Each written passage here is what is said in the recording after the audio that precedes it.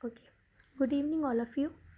Today topic is Ehlers-Danlos syndrome, in short form EDS, also called elastic skin disease.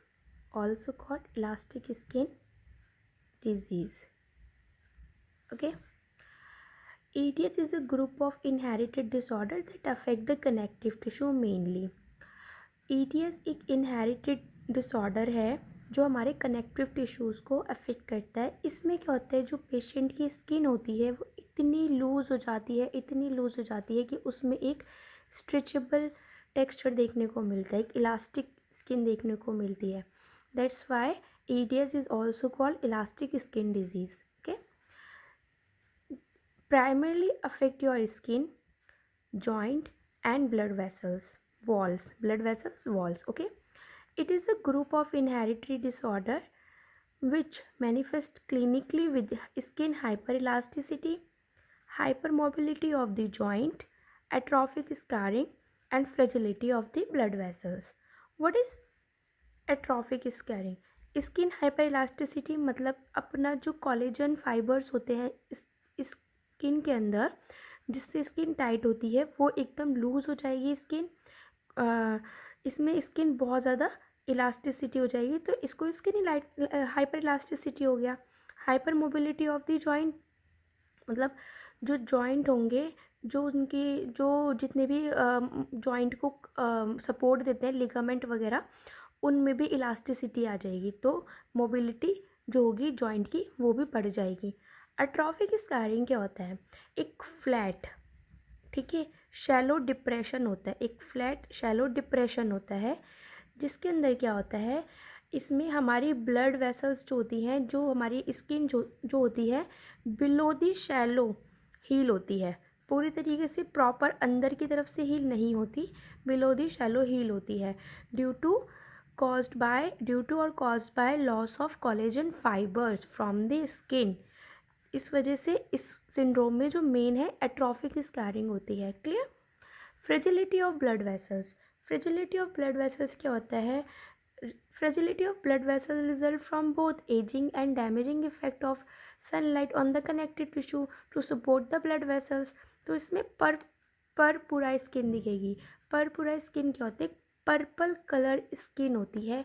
एक purple colour skin के अंदर एक colour में skin के अंदर एक पर्पल कलर के पैचेस आ जाते हैं, ठीक है। और ये मेनली वैसे नॉर्मली पर्परा जो स्किन होती है, जो पर्परा स्किन होती है, पर्पल स्किन होती है, वो EDS के अलावा भी हमें देखने को मिलती है, लेकिन वो कॉर्टिकोस्टेरॉइड के इंजेक्शन अगर हाई अमाउंट में दे देते हैं तो वहाँ पर स्कॉलिंग पर्परा हो जाता है। स्कॉलिंग पर्परा क्या होता है? कॉमन चिल्ड्रन में होता है, देन एडल्ट, और ड्यू टू रेस्पिरेटरी इन्फेक्शन, बच्चों के अंदर रेस्पिरेटरी इन्फेक्शन की वजह से पर्पल कलर के स्किन के अंदर पैचेस आ जाते हैं। किस वजह से? कॉर्टिकोस्टेरॉइड इंजेक्शन की मात्रा ज़्यादा देने में, ठीक है, पर्पल कलर स्किन हो जाती है। तो इसमें भी फ्रेजिलिटी ऑफ ब्लड वेसल्स में हमें EDS के अंदर फ्रेजिलिटी ऑफ ब्लड वेसल्स देखने को मिलती है, क्योंकि वहाँ पर हमारे कनेक्टिव टिश्यूज़ का जो होगी उनमें डैमेजिंग हो जाएगी, तो वो ब्लड वेसल्स को सपोर्ट नहीं करेंगे, जो ब्लड वेसल्स होंगे वो फ्रेजाइल हो जाएंगे, ठीक है। और ये एजिंग में भी हमें देखने को मिलती है। ओके, अब हम बात करते हैं what is connective tissue. Connective tissue होता क्या है? Okay, what is connective tissue? Connective tissue is a complex mixture of protein and other substance that provide strength and elasticity to the underlying structure in the body. Okay, connective tissue is an umbrella term and comprises a variety of tissue types that connect, support and help bind the tissues in the body। ये हमारे 3 categories आती हैं, connective tissues की हमारी 3 categories आती हैं। First होता है हमारा लूज कनेक्टिव टिश्यू, सेकेंड होता है हमारा dense connective tissue, and third last होता है हमारा स्पेशलाइज्ड कनेक्टिव टिश्यूज़। सबकी अलग अलग प्रॉपर्टीज़ होती है, अलग अलग यूजेस होता है कनेक्टिव टिश्यूज़। थोड़ा सा हम जानेंगे इसके बारे में। कनेक्टिव टिश्यू, अगर हम लूज कनेक्टिव टिश्यू की बात की जाए, loose connective tissue purpose is hold to organ in a place. ये ऑर्गन को होल्ड करता है। ये हमारा एक्स्ट्रा सेलुलर मैट्रिक्स से बना होता है, कॉलेजीनियस, इलास्टिक एंड रेटिकुलर फाइबर्स होते हैं इसके अंदर, लूज कनेक्टिव टिश्यूज़ के अंदर। ये हमारे ऑर्गन को होल्ड करता है अपनी जगह पर। Clear. Dense connective tissue, dense connective tissues हमारे टेंडन लिगामेंट जो होते हैं उनको करता है, और ये इसमें हाईली डेंसिटी होती है हमारे कोलेजन फाइबर्स की। क्लियर।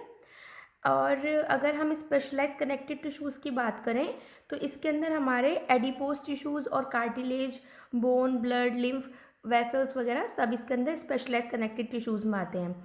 एडिपोज टिश्यूज़ में ज़्यादा इसका एग्जांपल क्यों लिया गया? एडिपोज टिश्यूज़ जो होते हैं वो एक लूज कनेक्टिव टिश्यूज़ होते हैं।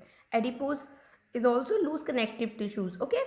एडिपोज टिश्यूज़ के अंदर फैट सेल्स होती हैं जिसको हम एडिपोसाइट्स बोलते हैं। एडिपोसाइट्स क्या करती हैं? हमारी फैट को, जब कोई भी हम एक्सरसाइज मोड में होते हैं, उसको एनर्जी में कन्वर्ट करती हैं। क्लियर। तो एडिपोज टिश्यूज़ जो होते हैं हमारे स्पेशलाइज कनेक्टिव टिश्यूज़ होते हैं। कॉम्प्लेक्स मिक्सचर ऑफ प्रोटीन होता है जो हमारी बॉडी को स्ट्रेंथ एंड इलास्टिसिटी प्रोवाइड करता है। मैं बार बार आपको स्ट्रेंथ इलास्टिसिटी बोल रही हूँ। जो हम पढ़ रहे हैं EDS, वो हमारा एलर डेलर सिंड्रोम यही है कि इसमें हमारी इलास्टिसिटी जो होती है वो लूज़ हो जाती है। ठीक है। तो मेनली अगर हमारे कनेक्टिव टिश्यूज़ का डिसऑर्डर है तो इलास्टिसिटी लूज़ हो गई तो ये हमारा EDS कॉज हो जाएगा। अब हम बात करते हैं, थोड़ा हम इसके बारे में देख लेते हैं। Loose connective tissues, dense connective tissues, specialise connective tissues कैसे होते हैं, बॉडी में कहाँ कहाँ पाए जाते हैं। देन हम इसके 23 साइन होते हैं हमारे EDS के, वो बहुत इंपॉर्टेंट है, और इसमें एग्जामिनर वाइवा वगैरह में भी पूछ लेते हैं कि 23 साइन जो है EDS के वो आप बताइए। तो हमें बहुत ज़रूरी है इसका जानना कि 23 साइन कौन कौन से होते हैं। क्लियर। फर्स्ट होता है हमारा joint hyper mobility. Joint hyper mobility क्या होती है? जब हमारे specialise connective tissue, mainly EDS जो हमारे कनेक्टिव टिश्यूज़ का डिसऑर्डर है, और जब हमारे CT जो हमारे कनेक्टिव टिश्यूज़ है वो हमारे, और डेंस कनेक्टिव टिश्यूज़ है जो हमारे लिगामेंट और इनको सपोर्ट करता है जॉइंट को, वो लूज़ हो जाएंगे तो जॉइंट की हाइपर मोबिलिटी ईजी हो जाती है होना। हाइपर मोबिलिटी होगी तो जॉइंट की इंस्टेबिलिटी भी होगी। पेन रहेगा क्योंकि अपनी पोजीशन से हटेगा, लिगामेंट स्ट्रेच होंगे, पेन भी ज़्यादा होगा। ओके। क्रॉनिक पेन होगा। ठीक है। स्किन की इलास्टिसिटी होगी, ये हमें पता है कि hyper elasticity of the skin हो जाती है। ईजिली स्कैरिंग होगी, मैंने आपको बता दिया था कि ईजी स्कैरिंग आ जाती है जिसको मैं ट्रॉफिक स्कार भी बोलते हैं। फ्लैट शैलो डिप्रेशन बन जाता है जो हमारी below the top layer of the skin को हील करता है, normally cause by loose of collagen fibres from the skin. Okay. Wound healing delayed हो जाएगी, जाहिर सी बात है कि जब स्कैरिंग हो रही है तो वुंड हीलिंग भी डिलेड हो जाएगी। पेशेंट फटीग हो जाएगा पेशेंट, और गैस्ट्रोइंटेस्टाइनल इश्यूज पेशेंट में देखने को मिलेंगे, कार्डियोवैस्कुलर कॉम्प्लिकेशंस आएंगी। नेक्स्ट है फ्रिक्वेंट स्प्रेन एंड स्ट्रेन होगा, डेंटल प्रॉब्लम आएंगी। डेंटल प्रॉब्लम जो आती है इसमें हम इस सिंड्रोम के अंदर जो डेंटल प्रॉब्लम आती है इसको हम पेरीडोंटल एलर डेनलस सिंड्रोम बोलते हैं। What is periodontal Ehlers Danlos syndrome?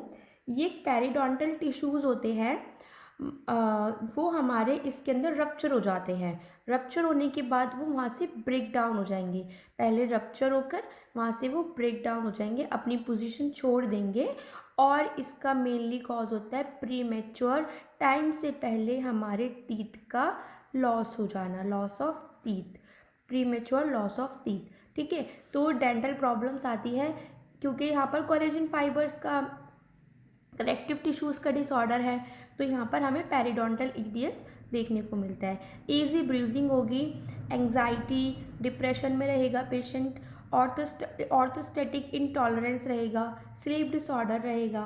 Sleep disorder जो होता है associate condition like a interfere with sleeping quality and are chronic pain.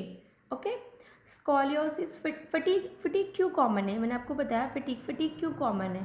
Fatigue common symptoms होता है in patient with EDS associate with poor sleep. ठीक है। यहाँ पर psychologic डाइस्ट्रेस रहता है, स्लीपिंग डिस्टर्बशन रहती है, तो क्या होता है कि यहाँ पर ये क्वालिटी ऑफ जो स्लीपिंग साइकिल होती है उसको डिक्रीज कर देता है और स्लीपिंग डिसऑर्डर कॉज कर देता है। स्कॉलियोसिस क्यों होगा? क्योंकि यहाँ पर हमारी मसल्स का हाइपोटोनिया हो जाता है, जो मसल्स की स्ट्रेंथ होती है, मसल की टोन जो होती है वो डिक्रीज हो जाती है। जब मसल्स की टोन डिक्रीज हो जाएगी तो हाइपोटोनिया जो होगा वो क्या करेगा, लिगामेंट जो होगी उसको लेग्स करेगा, लिगामेंट की लेग्सिटी क्रिएट करेगा। माइल्ड टू सीवियर कर्वेचर हो जाएगा किसका, स्पाइन का। जो हमारी स्पाइन स्ट्रेट है वो mild to severe curvature curve आ जाएंगे स्पाइन के अंदर, जिसके अंदर ऑपरेशन की रिक्वायरमेंट होती ही होती है, ऑपरेशन की रिक्वायरमेंट आ जाती है। क्लियर? रिकरेंट इन्फेक्शन की बात करें तो जो हमारे वीक कनेक्टिव टिश्यूज होते हैं can lead to pelvic organ prolapse in female with the patient EDS. EDS जो पेशेंट में फीमेल होती हैं, ठीक है, ईडीएस जो डिजीज़ में जो फीमेल पेशेंट होती हैं वो क्या करते हैं, उनके जो पेल्विक ऑर्गन होता है उसको प्रोलैप्स कर देती हैं, ठीक है। फीमेल एट बर्थ में also experience voiding difficulties, frequent UTI होने का ज़्यादा चांस रहता है उनके अंदर, ठीक है। और इनमें इनकंटिनेंस क्यों होता है? Due to structural abnormalities. मैंने अभी आपको बताया इनटॉलरेंस और इनकंटिनेंस आगे भी आएगा, मैं पढ़ाऊँगी अभी। तो इनकंटिनेंस, यूरिनरी इनकंटिनेंस जो होता है वो हमारे स्ट्रक्चरल एबनॉर्मलिटी की वजह से होता है। तो पेल्विक गर्डल जो होता है वहाँ पर उसके आसपास भी पेन रहता है और फ्रिक्वेंटली पेशेंट जो होगा वो पेल्विक गर्डल के आसपास पेन को रिपोर्ट करेगा। ओके, डिलेड माइलस्टोन आएंगे। डिलेड माइलस्टोन क्यों आएंगे? Babies and children with hypermobile EDS often weak muscles which can cause delay in the development of their motor skills such as sitting and walking, क्योंकि उनमें development जो skills होती हैं वो बहुत डिले हो जाएंगी, ठीक है। लाइक छोटी छोटी motor skills like sitting walking वो भी डिले हो जाएंगी, तो यहाँ पर हमारा डिलेड माइलस्टोन आ जाएगा। पॉट्स क्या होता है? पोस्टरल ऑर्थोस्टेटिक टैकीकार्डिया सिंड्रोम, ये ईडीएस का एक और साइन है। पोट्स ये 80% ईडीएस पेशेंट में हमें देखने को मिलता है। जो पोट्स होता है वो 80% पेशेंट में मिलता है। अब पोट्स होता क्या है? इनएबिलिटी टू एक्सरसाइज, इसमें हम पेशेंट लगातार एक्सरसाइज नहीं करता, वो फटीग हो जाएगा, फेंट हो जाएगा, लाइट उसको हेडेक होगा। लाइट हेडेक होने की वजह से उसकी हार्ट बीट जो होगी वो रैपिडली होगी और वो जब तक उसको लाइंग डाउन नहीं कराएंगे उसकी हार्ट बीट ठीक नहीं होगी। तो ये postal orthostatic tachycardia syndrome EDS में 80% पेशेंट को देखने को मिलता है, ठीक है। एलर्जीज और सेंसिटिविटीज़ आएंगी क्योंकि मास्ट सेल्स एक्टिवेशन डिजीज़ है, क्योंकि देखो हमारा जो मास्ट सेल एक्टिवेशन डिजीज़ होती है वो पार्ट ऑफ इम्यून सिस्टम होता है। मास्ट सेल्स जो होती है तो वो एक्सेसिव इन्फ्लामेशन जो केमिकल्स होते हैं जिसको हम हिस्टामिन्स बोलते हैं वो रिलीज़ करेंगी, जिससे एलर्जी कोस हो जाएगी। तो ये सेल्स के अंदर जो कनेक्टिव टिश्यूज़ हैं, जो सेल्स हैं हमारी, उन सबको डिस्टर्बेंस कर देता है। तो वहाँ पर हमारी जो एक्सेसिव इन्फ्लामेटरी सेल्स होती हैं वो केमिकल रिलीज़ करती है हिस्टामिन, जिससे एलर्जी और सेंसिटिविटीज़ भी हमें पेशेंट में देखने को मिलती है। ओके, नेक्स्ट आता है हमारा आई प्रॉब्लम। आई प्रॉब्लम इसमें ड्राई आइज आएगी, sensitivity to light, blurry vision. क्यों? आई प्रॉब्लम में हमारी dry eyes, sensitivity to light और ब्लरी विजन आएगा। डाइजेस्टिव डिजीज़ आएगी, family history, digestive disease and family history. There are 23 signs of EDS. Okay, अभी हमने बात करी 23 साइन ऑफ EDS। अब 7 सिम्टम्स आते हैं EDS के। 7 सिम्टम्स जो होते हैं, एक्सट्रीम फटीग मैंने आपको बताया, गैस्ट्रोइंटेस्टाइनल इश्यूज आएंगे, फूड प्रॉब्लम आएंगी। फूड प्रॉब्लम में क्या होता है? पैस प्लेनस, हेलस वेल्गस, क्लोटोज और moccasin feet. What is moccasin feet? Moccasin feet को टीनिया पैडीज भी बोलते हैं। इन्फेक्शन हो जाता है between the toes due to flat foot. Flat foot की वजह से टोज के अंदर जो टोज होगा वहाँ पर इन्फेक्शन हो जाएगा, एलर्जीज क्रिएट हो जाएंगी, ठीक है। लेस रिंकल्स पड़ेंगे क्योंकि वहाँ पर इतनी लूज स्किन होगी, उसमें स्ट्रेंथ नहीं होगी। तो जब स्ट्रेंथ नहीं होगी, टाइटनेस कुछ नहीं होगी, तो वहाँ पर रिंकल्स का तो कोई मतलब ही नहीं है। इनएबिलिटी टू रिलैक्स और फेंटिंग लाइक स्पेल्स भी इस साइन में आती हैं, ठीक है। 6 सिम्टम्स होते हैं हमारे ईडीएस के। ओके, 6 सिम्टम्स होते हैं। Now we talk about to epidemiology of और etiology of EDS syndrome. Most often in children and decrease with age, joint mobility at birth time is greater at the 9 to 12 year old. बच्चों में joint mobility ज़्यादा मिलती है, ये common है, normal है generally, ठीक है, इसमें कोई भी चीज़ नहीं है। लेकिन 9 से 12 ईयर ओल्ड के बाद अगर ये जॉइंट मोबिलिटी ज़्यादा है तो ये हमारी ईडीएस की शुरुआत है। मतलब इनहेरिटेड डिजीज़ हो रही है, connective tissues collagen fibres disturb हो रहे हैं और ये हमारी हाइपर मोबिलिटी को कॉज कर रहा है, जिसे हम ईडीएस बोलते हैं। Clear? In adult girl, peak at the age of 15 year. Often this rate, the joint mobility is decreased as well as boy and girls. Clear? Hormonal changes that occur in puberty by adolescent girls will influence the joint mobility. Joint mobility influence करते हैं, कोई इसमें कोई वो नहीं है। In general hypermobility is more common in children than adult. मैंने आपको बताया in more common in Asian, African and Middle Eastern people में ज़्यादा कॉमन होती है, ये एडल्ट में भी होती है। लेकिन जनरली हाइपर मोबिलिटी जो होती है वो चिल्ड्रन में कॉमन होती है, कोई वो बात नहीं। लेकिन एशियन, अफ्रीकन और मिडिल ईस्टर्न पीपल्स में एडल्ट में भी जॉइंट मोबिलिटी कॉमन ही होती है, ठीक है। डायग्नोज जो होता है हमारा, एक तो हम इसको इतना विजिबल होता है, ये स्किन इतना इलास्टिक होती है कि हम इसको देख के ही पता लगा सकते हैं। लेकिन एक बैंगटन स्कोर होती है जो हमारी स्केलिंग होती है, बैंगटन स्कोर से हम स्केल करते हैं। इसमें हम जनरली 5 पेशेंट को मूवमेंट कराएंगे जिससे हम उसकी जॉइंट लेग्जिटी को मेज़र कर सकें। Measurement of generalise joint laxity and connective tissue disorder, the patient is asked to 5 simple movement, ठीक है। इसमें हम पेशेंट को 5 सिंपल मूवमेंट करने को बोलेंगे, जिसके अंदर हम पता लगा सकते हैं कि स्कोरिंग के थ्रू कि पेशेंट को, इस स्केल के थ्रू कि पेशेंट को हाइपर मोबिलिटी सिंड्रोम है या नहीं। ओके,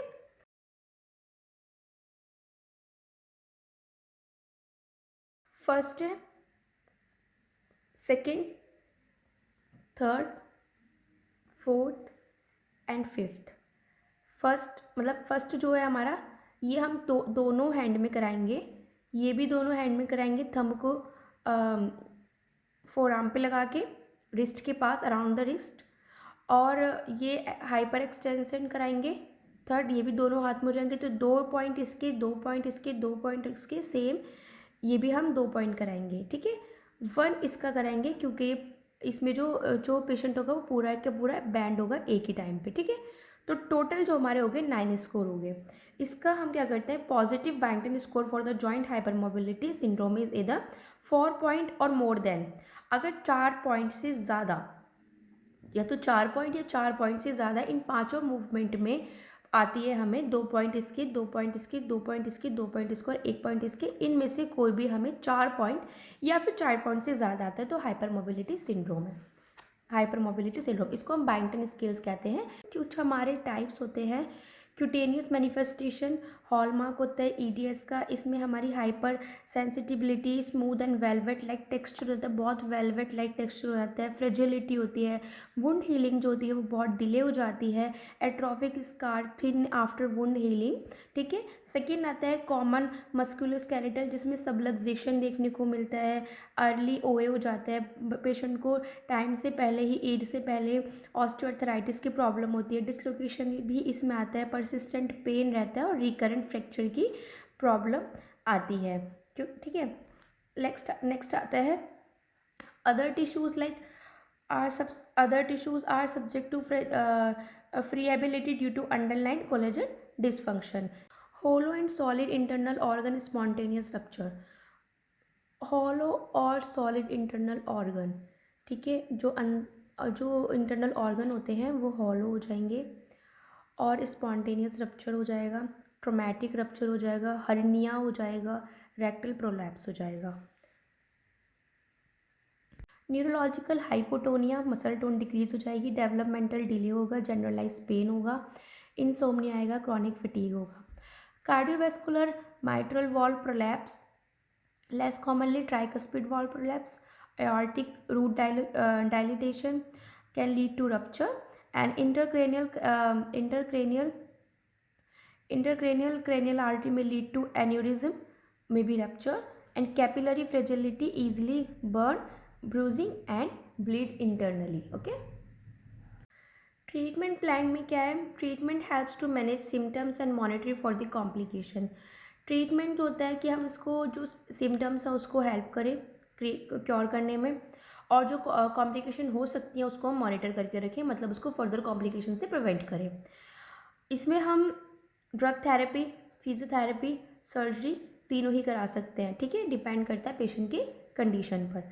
ड्रग थेरेपी एनाल्जेसिक दे सकते हैं फॉर पेन, एंटी कन्वर्शन दे सकते हैं सच एज गैबाप्टिन और pregabalin are effective for the neuropathic pain, और एनाल्जेसिक्स दे सकते हैं non steroid anti inflammatory drugs, ये भी हमारा एनाल्जेसिक के लिए है। ठीक है, कुछ विटामिन हैं, इसको हम दे सकते हैं सपोर्टिव थेरेपी में, taking vitamin C for regularly for skin, vitamin D3, glucosamine, B12, coenzyme Q10 and AD। Clear. Supportive therapy मतलब फिजिकल थेरेपी स्ट्रेटेजीज हम दो इसमें अपनाएंगे। First strategies to strengthen the muscle and stability the joint are primary treatment for EDS। ठीक है, muscles की strengthening और stabilise करेंगे जॉइंट को, जो जॉइंट हाइपर मोबाइल हो रही है तो उनको स्टेबलाइज करेंगे, the primary treatment for the EDS। Second strategies जो अपनाएंगे हम स्पेसिफिक ब्रेस लेंगे to help the prevent joint dislocation and the further complication. Clear. First strategies की बात करें, most important EDS treatment is a multidisciplinary approach that focus on the prevention of disease progression and subsequent complications। सबसे पहले multidisciplinary approach है। सबसे पहले हम जो पेशेंट के जो फोकस करेंगे डिजीज़ को प्रिवेंट करने के लिए करेंगे। अगर वो प्रोग्रेस ना हो, डिजीज़ हो गई है तो उसको प्रोग्रेशन नहीं होने देंगे। अगर प्रोग्रेस भी हो गई है तो उसको जो उसका कॉम्प्लिकेशन है उनको सबसाइड करेंगे। ठीक है, फर्स्ट आती है education awareness. Avoidance of high impact activities, joint laxity है, लिगामेंट बहुत लेग्स हैं, जॉइंट स्टेबल नहीं है, अगर हम उसको हाई इम्पैक्ट एक्टिविटीज़ कराएंगे या उसको उनको अगर हम अवेयरनेस नहीं करेंगे कि अवॉइड करें हाई इम्पैक्ट एक्टिविटीज़, तो उनको आराम से डिसलोकेशन हो सकता है कहीं भी। Avoidance of activities that require. ठीक है, ओके। अब हम थोड़ा सा स्ट्रेटजीज़ की तरफ आते हैं। फर्स्ट स्ट्रेटजीज़ जो मैंने आपको बताई है, मसल स्ट्रेंथनिंग एक्सरसाइज।